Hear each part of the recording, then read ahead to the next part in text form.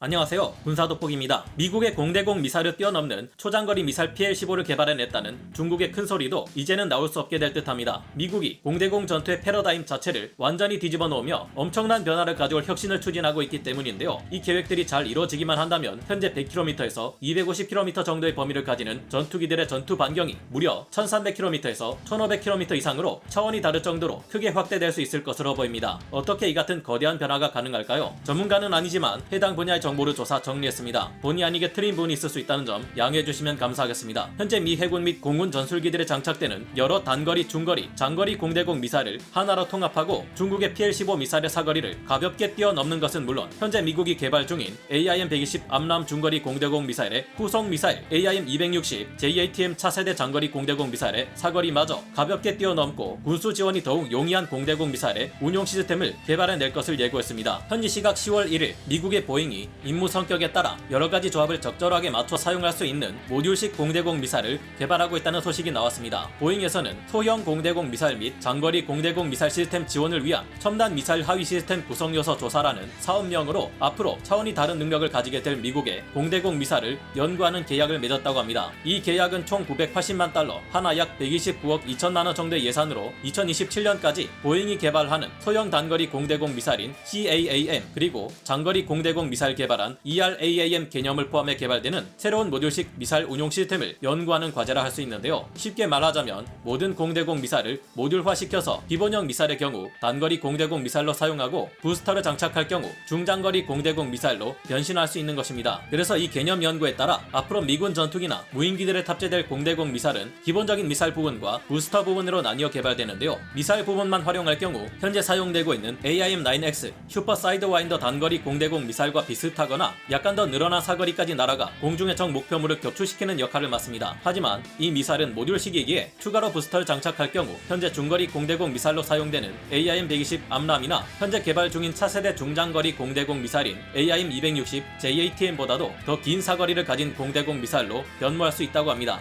AIM-260 JATM 차세대 공대공 미사일의 사거리는 150km에서 200km 이르지만 보잉이 개발하는 모듈식 미사일은 가장 큰 부스터를 추가 장착할 경우 그 사거리가 무려 300km마저도 아주 쉽게 넘겨버릴 수 있을 것이라고 하니 굉장합니다. 이는 미국제 AIM-120 암람 공대공 미사일을 크게 능가한다며 중국이 자랑하는 PL-15 공대공 미사일의 사거리마저 우습게 넘겨버리는 수준인 만큼 미래에도 여전히 제공권을 압도하는 것은 미국이 될 듯한데요. 더욱 치명적인 부분은 이런 미사일을 XQ-58A 발키리처럼 유인 전투기와 함께 작전을 수행하는 무인기에도 장착이 가능하도록 할 계획이며 미래에 등장할 무인고속 수직 이착륙 항공기에도 통합할 것이라는 점인데요. 이렇게 될 경우 무인기들과 함께 작전을 수행하는 미군 전투기들의 전투 반경은 무려 1300km에서 1500km 수준까지도 늘어날 수 있어 중국의 PL-15 장거리 공대공 미사일이나 앞으로 개발될 것이라는 PL-21 장거리 공대공 미사일의 교전 거리마저도 가볍게 무시하게 될 기세입니다. XQ-58A 발키리 같은 스텔스 무인기들의 경우 강력한 스텔스 성능으로 적의 레이더망에 탐지되지 않은 채 약 1000km 정도 적 영공으로 침투할 수 있고 이들에게서 보잉이 개발한 사거리 300km급의 모듈식 공대공 미사일이 발사된다면 아득히 먼 거리에 있는 적 목표물을 안전하고 쉽게 격추시키는 것이 가능해질 전망입니다. 이 무인기들에게는 자체 레이더가 장착되지 않지만 미군은 위성 및 다른 유도 체계들과의 전술 데이터 링크 연결을 통한 네트워크 교전으로 얼마든지 무인기에서 발사된 미사일을 정밀 유도하는 것이 가능하다고 알려져 있는데요. 이제 무인기들 및 모듈식 장거리 미사일로 무장해 작전을 수행하는 미 공군과 해군의 전투기들은 공중의 항공모함이나 다름없는 역할을 수행하게 되는 것이 가능해 보입니다. 게다가 놀라운 점은 보잉이 개발하는 모듈식 미사일은 탄두의 종류 또한 폭파되어 파편을 터뜨리는 종류와 직접 물리적으로 부딪혀 목표물을 격추시키는 두 종류로 개발되고 있다는 점입니다. 이 덕분에 보잉의 새로운 모듈식 공대공 미사일은 순항 미사일과 적 전투기 및 무인기는 물론 러시아군의 이스칸데르와 같은 전술 탄도 미사일마저도 요격이 가능할 것으로 보입니다. 다만 한 가지 우려되는 점이 있다면 보잉의 요즘 실적이 전설적이었던 과거에 비해 크게 떨어지는 면모를 보여왔다는 것인데요. 그러나 이 같은 모듈화 공대공 미사일의 경우 개발이 그렇게까지 어렵지만은 않아 보이고 실현될 경우 군수 지원에 있어 최대한의 효율을 살릴 수 있을 것으로 기대되는 만큼 잘 진행되어 점점 더 큰 위협이 되고 있는 수많은 중국 전투기들을 압도적으로 제압하는 것이 가능해질 수도 있겠다는 기대를 걸어보게 됩니다. 오늘 군사돋보기 여기서 마치고요. 다음 시간에 다시 돌아오겠습니다. 감사합니다. 영상을 재밌게 보셨다면 구독, 좋아요,